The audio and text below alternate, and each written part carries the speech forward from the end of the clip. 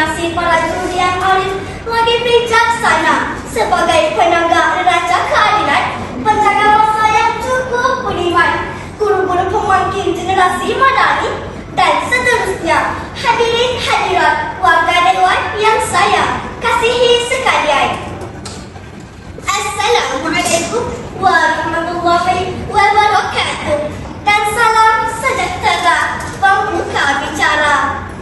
Berdirilah kami di atas persada indah ini tidak lain dan tidak bukan kerana ingin menyampaikan sebuah perkongsian motivasi yang bertajuk Eksplorasi Maksima Tunda Kejayaan Ahli Forensik Pemangkin Generasi Madani.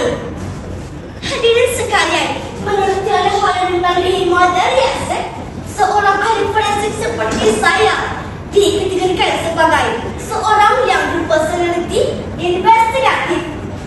Individu yang mempunyai ciri investigatif seperti saya biasanya suka menyelesaikan masalah yang kompleks, melakukan penyelidikan dan menganalisis maklumat.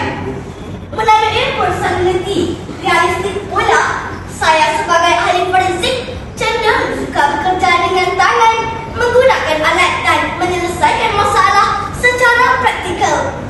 Akhir sekali, untuk ilmu sosial, ahli forensik seperti saya merupakan individu suka membantu orang lain, berinteraksi dalam kumpulan dan memberi sokongan. Definisi kerjaya sebagai seorang ahli forensik adalah merujuk kepada seorang pakar yang menggunakan kemahiran sains dan teknologi untuk menyelesaikan kes jenayah. Sebagai ahli forensik, saya juga tidak terlepas. Saya akan menganalisis bukti dari lokasi kejadian. Ini termasuklah kesan darah, DNA dan bahan kimia untuk membantu pihak berkuasa dalam penyiasatan dan perbicaraan. Kawan-kawan mesti tertanya-tanya kan? Apa bidang tugas saya sebagai seorang ahli forensik ni? Messi ni hanya bagi tahu. Tugas saya sebagai seorang ahli forensik ialah mengumpul dan menganalisis bukti, menyediakan laporan teknikal dan memberi keterangan di mahkamah. Saya juga terlibat dalam penyiasatan kes jenayah, penilaian di digital serta menjalankan eksperimen di dalam makmal. Nampak tak kawan-kawan betapa pentingnya pendidikan STEM yang kita belajar dekat sekolah hari ini, seperti subjek sains dan matematik dalam kerjaya sebagai seorang ahli forensik.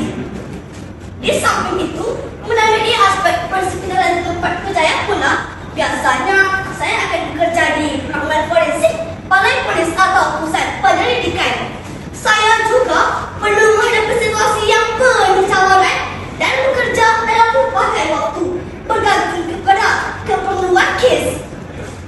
Untuk menjadi sebagai ahli forensik yang hebat, saya mengambil mata pelajaran sains seperti biologi, kimia, dan fizik. Di samping kursus tambahan dalam bidang forensik, kriminologi, dan psikologi. Justru untuk menjadi sebagai ahli forensik berkarisma, saya perlu mempunyai kelayakan akademik asas seperti mempunyai ijazah dalam sains forensik, kimia, biologi atau disiplin sains yang berkaitan. Tengah senyum sorang-sorang itu, mestilah berminat dengan kerjaya ini kan?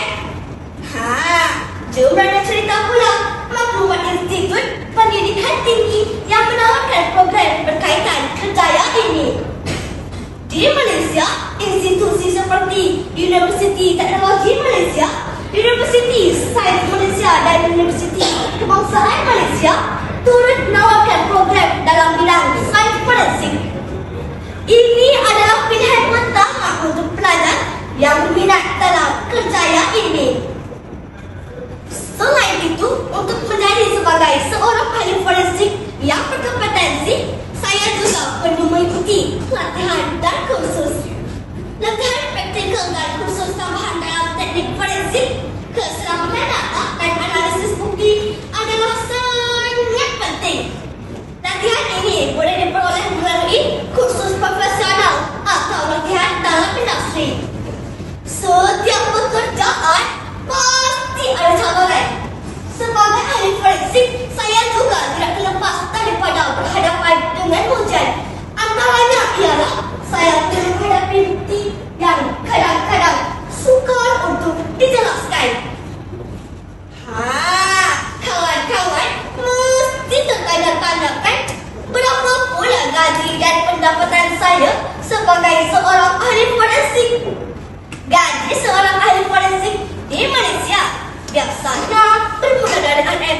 3,000 hingga RM9,000 sebulan.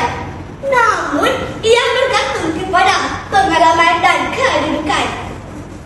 Di samping itu, kerjaya saya juga mempunyai prospek masa depan yang cukup cerah, antara lain dalam bidang pendidikan atau jawatan pengurus dalam institusi forensik. Kesimpulannya, dengan latihan yang sesuai dan dedikasi, kawan-kawan boleh memainkan peranan penting dalam sistem